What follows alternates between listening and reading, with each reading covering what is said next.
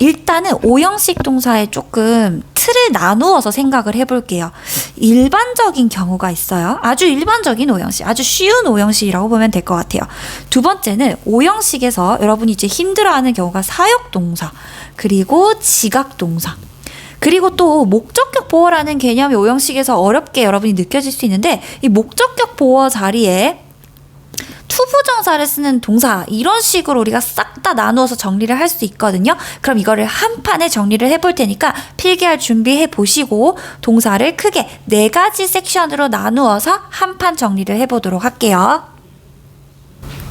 먼저 오형식이 여러분 어떻게 생겼는지 문장 구조를 봅시다. 주어, 동사, 목적어, 목적격 보어, 이렇게 생긴 게 오형식입니다. 해석법은요, 주어는 여러분이 원래 알다시피 은는이가고요, 동사는 다로 끝나죠. 목적어는 상식적으로 을을인 거 아시죠?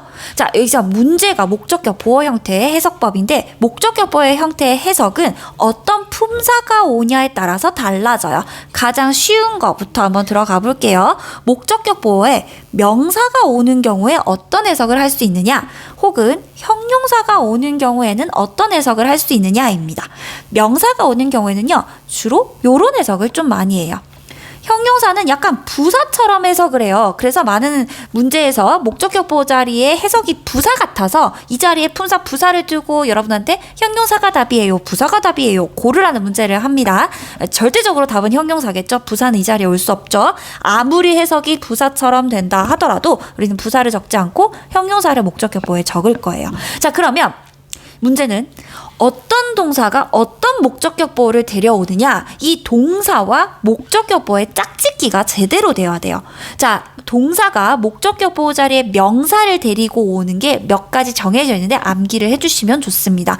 예를 들면 call, 뭐뭐를 뭐뭐라고 부르다, 자주 나오고요. 뭐뭐를 뭐뭐라고 이름 짓다, 뭐뭐를 뭐뭐로 선출하다. 그래서 뭐뭐로 라는 해석도 가능해요. 예를 들어서 그 소년을 반장으로 선출하다. call, name, elect, 이 3가지 단어는요, 목적격 보호 자리에 명사를 데리고 와서는 명사의 해석법이 이 2가지로 가장 자주 쓰입니다. 그 다음 목적격 보호 자리에 형용사를 데리고 나오는 동사들이 몇 가지 있는데요. 자주 나오는 것들 한번 정리해 보도록 할게요. make가 좀 자주 나오는 편이고요, keep도 자주 나오는 편이에요. 또 생각류 동사라는 게 있는데, 이건 선생님이 그냥 만든 이름입니다. 생각류이기 때문에 think로 시작할게요.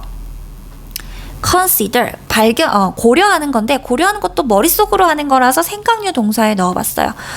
발견 같은 경우에도 머릿속에서 일어날 수 있는 일이라서 생각류 동사에 넣어봤습니다.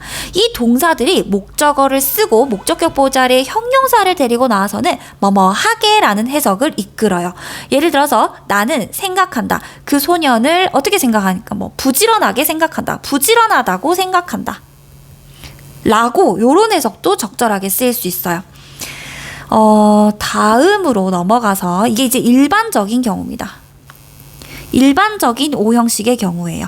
이게 무슨 말이냐면 그냥 목적격 보호 자리에 명사, 형용사를 단순하게 쓴다라고 해서 일반적인 오형식 동사이고요. 여기서 조금 심화 단계로 올라가 보도록 할게요. 별거 아니에요. 지각동사로 가볼게요.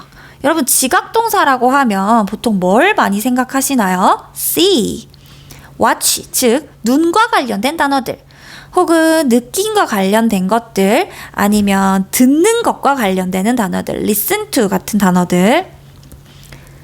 또 뭐가 있죠? 보고, 느끼고, 듣고, 이런 단어들, 목적어를 쓰는데, 여러분 이제부터 우리가 배우는 건 뭐냐 하면 심화예요. 심화는 뭔가 일반적인 거랑 조금 달라야겠죠. 뭐가 다르냐 하면 잘 보세요.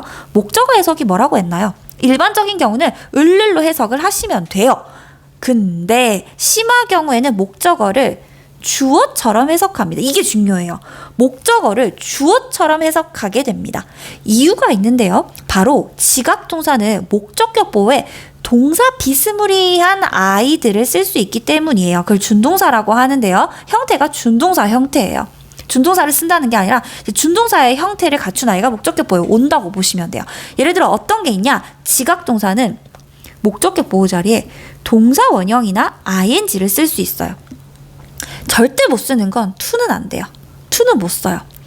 또 PP도 쓸 수 있는데요. 이 목적어가 당하는 입장에서 수동이라면 PP를 쓸 수 있고요. 뭔가를 할 수 있는 능동의 입장에서는 동사원형과 ing를 써요. ing는 능동인 거에 대해서 좀 더 어떤 동작이 진행 중인 걸 강조하고 싶을 때 써요. 여기서 해석을 조금 더 해볼까요? 목적어 해석이 이가 주어처럼 바뀐다고 했는데 그렇다면 목적격보 동사원형이나 ing 해석은 어떻게 할까요? 두 가지로 쓸 수 있는데요. 하도록 혹은 하는 것을 이라는 해석으로 쓸 수 있고요. PP는 수동이니까 되도록 혹은 되는 것을 이라는 해석으로 쓸 수가 있습니다. 이번에는 계속해서요. 다음 심화 오형식 동사에 어떤 게 있는지 볼 건데요. 바로 사역동사에 대해서 볼게요.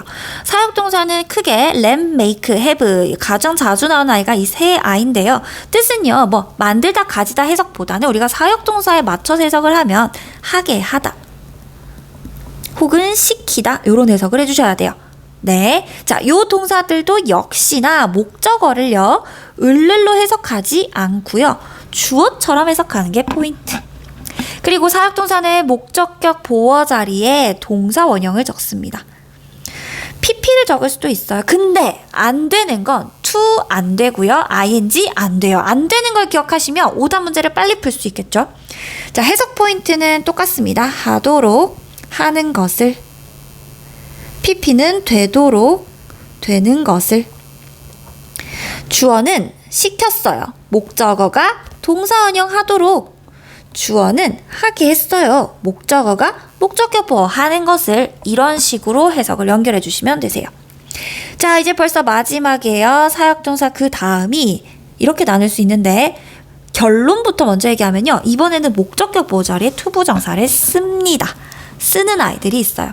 어떤 아이들이 있냐면 대표적으로 get이라는 동사가 있는데 얘가 의미적으로 사역동사랑 굉장히 비슷해요. 하게 하다, 시키다.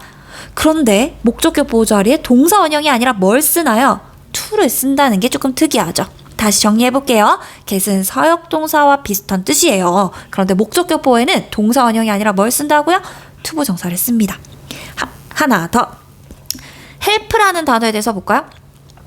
help는 목적격 보호 자리에 동사 원형, 투부정사 둘 다 쓸 수 있기 때문에 둘 다 알아두시면 좋습니다. help의 뜻은 원래 여러분이 아는 그 뜻, 돕다로 해석하시면 돼요. 자, 이제 마지막인데요. 또 결론부터 얘기하자면 목적격 보호 자리 이번에는 무조건 투부정사만 쓰세요 라고 정해진 아이가 있어요. 어떤 동사들이냐 하면 쉬운 단어부터 갈게요. want라는 동사가 자주 나올 거예요.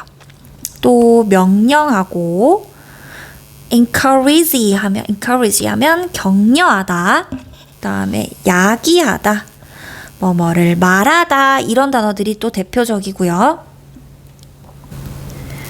가능하게 하다, enable이라는 단어도 알아두셔야 되고요. 또 묻다라는 뜻 말고 ask라는 단어가 요구하다라는 뜻으로 투부정사를 데리고 나와요. 뭐 이 밖에도 많은 단어들이 있는데요. 이 동사들은 목적어를 아까랑 똑같이 주어처럼 해석하고요. 목적격 보호 자리의 투부정사는 하도록, 하는 것을로 해석해 주시면 됩니다. 그래서 얘는 to를 쓰고요. 사역이랑 지각은 to를 안 써요. 그래서 목적격보에 to를 쓰냐 안 쓰냐는 결국 누가 결정하는 거예요? 동사가 결정하는 거기 때문에 이 동사는 목적격보에 이 형태, 이 동사는 목적격보에 이 형태, 이 동사가 나왔을 때는 목적어를 을를로 해석, 이 동사가 나왔을 때는 목적어를 이가 주어처럼 해서, 이런 것들이 머리에 잘 박혀 있으면 서술형도 하실 수 있고 객관식에서 목적격 보호 형태 보는 문제까지 여러분이 다 맞출 수 있어요. 조금 더 팁을 드리자면요. 여기 파트의 문제를 잘 푸는 방법은 주어와 동사를 제대로 찾자는 거예요. 동사의 세모를 딱 치시고 목적격 보호의 형태에 좀 주목하는 방향으로 문제를 풀면 실수를 줄일 수가 있습니다.